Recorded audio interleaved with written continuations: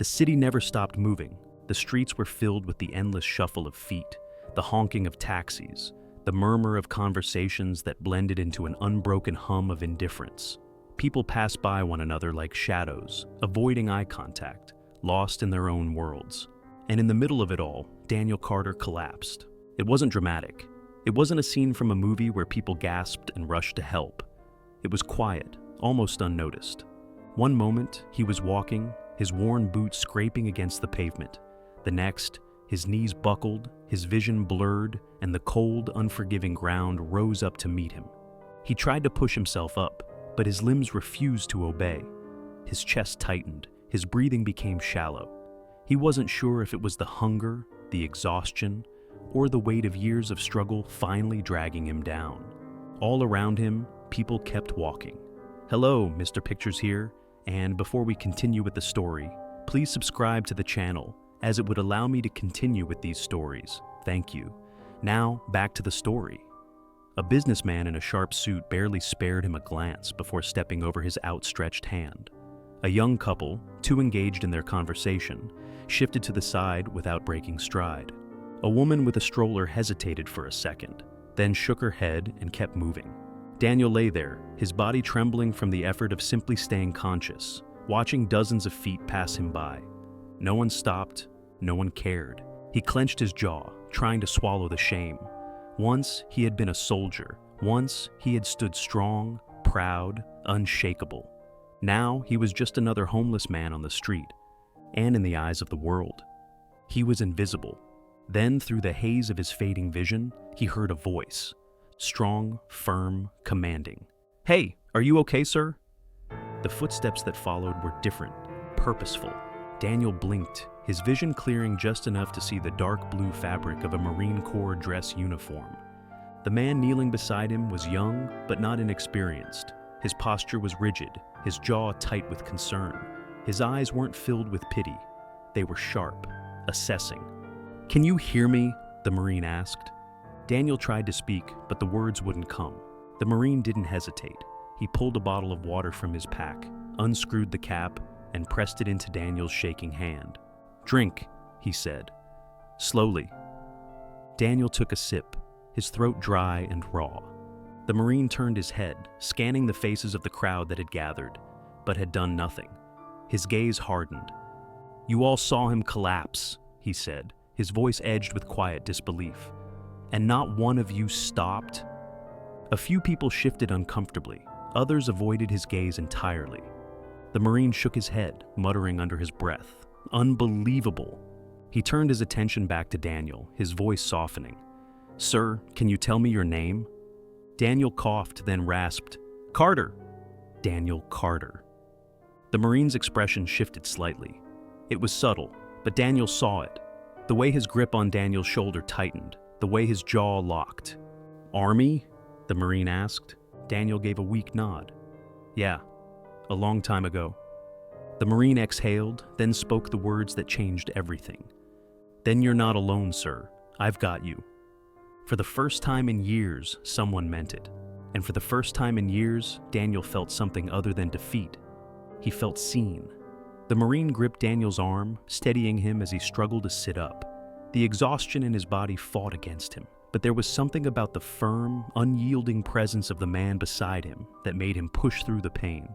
Daniel's breath came in short, ragged bursts. His hands were trembling, his vision still slightly blurred, but the sharp focus in the Marine's eyes anchored him to the moment. "Easy, sir," the Marine said, his voice steady. "Just take it slow."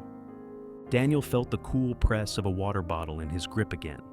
His throat burned as he took another sip, his body craving the relief.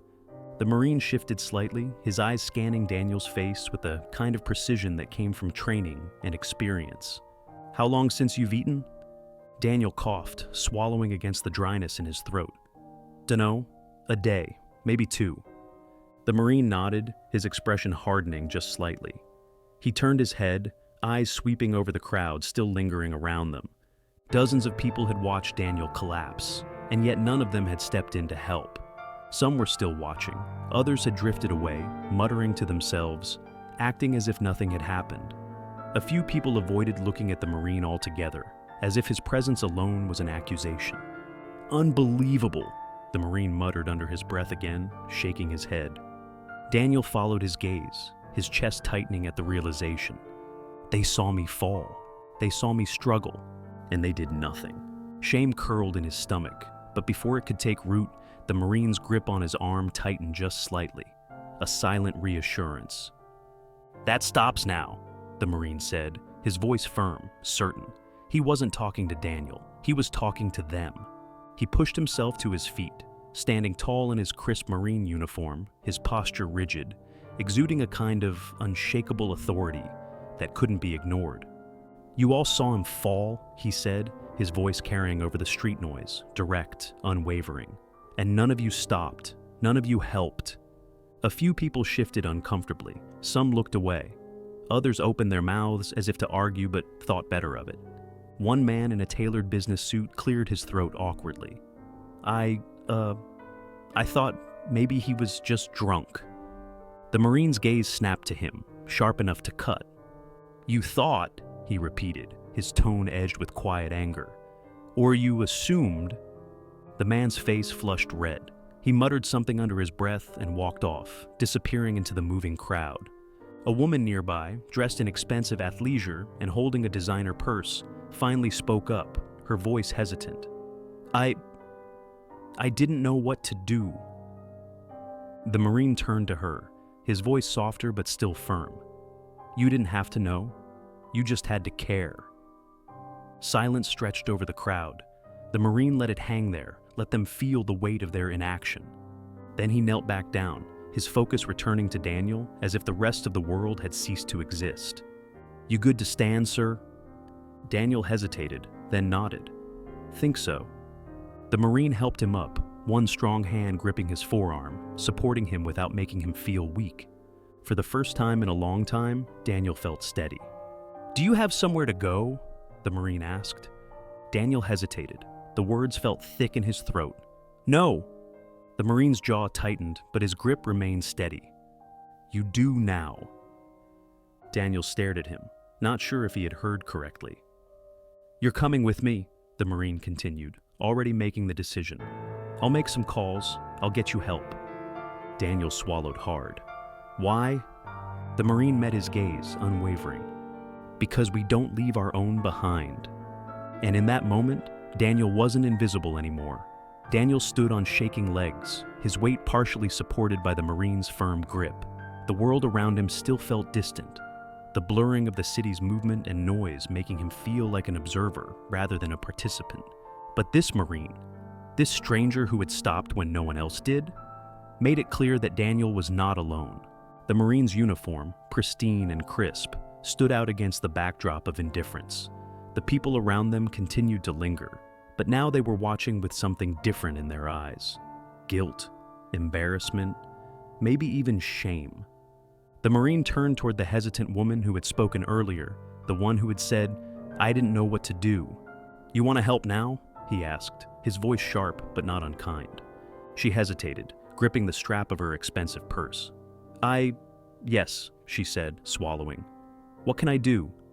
The Marine nodded toward a small cafe across the street. "Go inside. Get him something warm to eat. No excuses, just do it." She blinked, then nodded quickly and hurried across the street, disappearing into the cafe. The Marine turned to the young man in a hoodie and earbuds, who had been lingering at a distance, pretending not to stare. "Call an Uber, a nice one. He's going somewhere safe tonight." The young man fumbled for his phone, his face slightly flushed as he realized he couldn't just walk away now. Daniel watched all of this unfold in stunned silence. He had gone ignored for years, treated like an afterthought, a problem to be avoided. And now, because one Marine had stopped, an entire street full of people was being forced to see him. "Where are we going?" Daniel finally asked, his voice rough. The Marine turned to him, his expression softening just slightly. "I have a buddy who runs a veterans outreach center. Good people. They'll get you sorted out, get you a place to stay, make sure you see a doctor, get you back on your feet." Daniel inhaled sharply. He wanted to believe those words, but believing in something meant risking disappointment, and he had been disappointed too many times. "You don't have to do this," Daniel muttered, his throat tight. The Marine gave him a small, knowing smile. Yeah, I do. Daniel swallowed hard, his chest tightening with something unfamiliar. Hope. The woman returned a moment later, a steaming to-go bag in her hands. I got soup and a sandwich, she said, her voice softer than before. I didn't know what you'd want, so I just... Daniel reached out and took it, his fingers brushing against hers. She flinched, but didn't pull away. Thank you, Daniel said, his voice thick. She nodded quickly and stepped back, almost looking surprised at herself. The Uber arrived, a sleek black car pulling up to the curb. Hello, Mr. Pictures here, and before we continue with the story, please subscribe to the channel, as it would allow me to continue with these stories. Thank you. Now back to the story. The young man in the hoodie cleared his throat. I got the ride. It's covered. The Marine helped Daniel toward the car, steadying him as he climbed inside. Before shutting the door, he crouched down slightly, his sharp eyes locking onto Daniel's. This is step one, sir. You're not doing this alone. Daniel inhaled shakily, gripping the warm bag of food in his lap. For years, the world had made him feel small. For years, people had looked away. But not today. Today, someone had seen him. And today, for the first time in a long time, he believed that maybe tomorrow could be different. The Marine shut the car door, watching as the vehicle pulled away, taking Daniel towards something he hadn't felt in years, a second chance. The street was still moving, the world still turning, but the weight of indifference had shifted. And it had all started because one man in uniform refused to walk past. The black Uber rolled smoothly through the city streets, the world outside moving at its usual, relentless pace. Inside the car, Daniel Carter sat in stunned silence, the warmth of the to-go bag still pressed against his hands. His body was exhausted, his stomach gnawing with hunger, but his mind was struggling to catch up to everything that had just happened. For years, he had existed in a cycle of invisibility, a ghost among the living. He had seen people avert their eyes when he sat on a bench too long, had heard the scoffs of passers-by when he scrounged for scraps. He had felt the weight of a world that had forgotten him. And then today, one man had stopped. One man had changed everything. The Marine had said he had somewhere to go now, that he wasn't alone. But was that true? Could that really be true? The driver glanced at him through the rearview mirror. You good, man? Daniel hesitated. The question was so simple, but it cut deeper than expected. Good? He didn't know what good felt like anymore. Yeah, he muttered, clearing his throat. I think so. The car pulled up in front of a brick building with a faded but well-kept sign. Veterans Outreach Center. The doors looked sturdy. The lights inside were warm. There was life here. The driver put the car in park and turned to look at Daniel. Your guy paid for the ride. You sure you're okay? Daniel forced a small nod, gripping the handle and stepping out, the food bag still in his hands. His legs were weak, but there was a different energy in him now. Hope was a strange thing. It could feel like an anchor or a weight, and right now, he wasn't sure which. He took a breath and walked toward the doors. The inside of the outreach center smelled like fresh coffee and old paper. There were faded Marine Corps flags on the wall, old photographs of veterans who had come through these doors before him. A plaque near the entrance read, "We take care of our own." A man in his 40s, with a sturdy build and a calm presence, stood behind a desk, looking up from his paperwork as Daniel stepped in. You must be Carter, the man said, standing and offering his hand. Sergeant Morgan called ahead, said you'd be stopping by. Daniel took his hand, his grip weak but firm. You a vet? Daniel asked, taking in the man's worn but pressed button-down shirt, the way he stood like he still had rank. Marine, the man said with a nod. 10 years. Name's Brooks. You Army? Daniel hesitated. It had been so long since anyone asked like it mattered. Yeah, he finally said. Back when I had a place. Brooks studied him for a moment, then gestured toward a chair. You do now? Daniel sat, feeling the exhaustion settle into his bones. Brooks pulled out a clipboard, but his tone was easy, casual. All right, we're gonna start with the basics. We'll get you checked out, see what you need. Food, housing, medical, whatever it is, we'll work it out. Daniel felt his fingers tighten around the edges of the food bag, his knuckles white. Why? Brooks leaned back, tilting his head. Why what? Why do this? Daniel's voice was rough, edged with years of skepticism.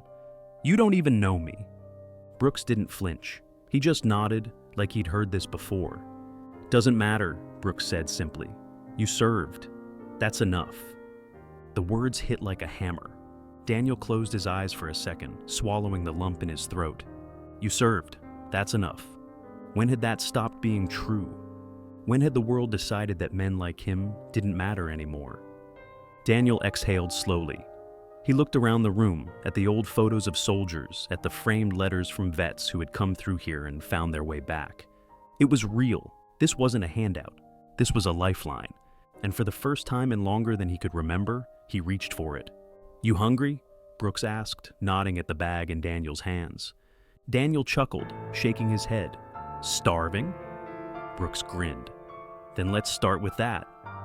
And just like that, Daniel Carter took his first step back into the world, because all it had taken was one man stopping, one man refusing to walk past. And that had made all the difference. The end.